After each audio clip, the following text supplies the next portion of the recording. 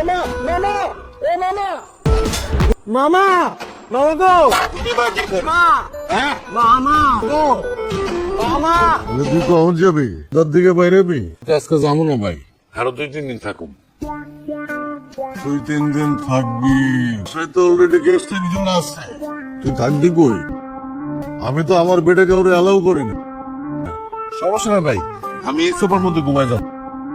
কিন্তু এই সোফার লেদারটা বিদেশি, বুঝছস?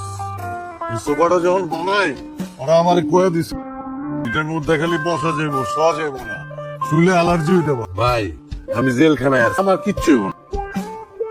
তারপরেও তোর কিছু না হইলেও সোফার ক্ষতি হইতে পারে। তাহলে আমি এই ফ্লোরে ঘুমাই পড়বো। ফ্লোরে ঘুমাবি? আমার রুমে রাইতে কেউ ঘুমাইলে আমার তো ঘুম হয় না। কে জানে গলাটা চাপা ধরতেছে। কোন কি ভাই, যখন জেলখানায় আছেন আপনারা কেউ কিছু করছিল?